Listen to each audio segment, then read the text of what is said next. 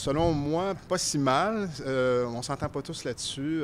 Ça varie beaucoup. Encore une fois, les spectacles. Il y a des gens qui sont toujours jamais venus au Grand Théâtre, qui montent de la Basse-Ville, ou des étudiants qui pensent qu'il faut venir en tuxedo. Il y a encore ce cliché-là sur le Grand Théâtre qui a beaucoup changé depuis 15 ans, mais ça arrive encore. Donc l'image n'est jamais aussi bonne qu'on aimerait qu'elle soit. Je crois que c'est un lieu drôlement démocratique, très accessible par la diversité de la programmation, mais c'est toujours perfectible.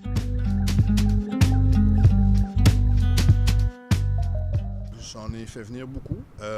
Cette année, c'était pas si mal aussi, mais les plus importantes boîtes de production de Montréal, agences, on est tous venus à la même conclusion. Souvent, c'est un peu à sens unique. Ma réflexion est de ne plus prendre quoi que ce soit qui vient d'Europe, à moins d'avoir les conditions ultra gagnantes à tous les niveaux. Et à la limite, tant qu'à ça, on fera de la place à des Québécois ou des anglophones qui viennent du Canada ou des Américains. Ça sera beaucoup plus facile.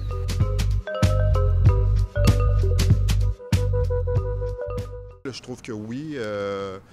Je trouve ça, en général, je trouve que ça n'a jamais été si bien. C'est sûr qu'on prêche toujours pour notre paroisse, on défend nos intérêts, mais maintenant, on peut plus se permettre de vivre en vase clos. En danse, par exemple, on va depuis 3 ans avec Stevie Watt de la Rotonde, on fait une concertation totale, on s'échange nos programmations dans le sens que je lui dis je vais présenter tel spectacle, telle date pour rien avoir la même soir aux 2 endroits. Et on pousse même l'audace depuis 3 ans, je crois, 4 ans.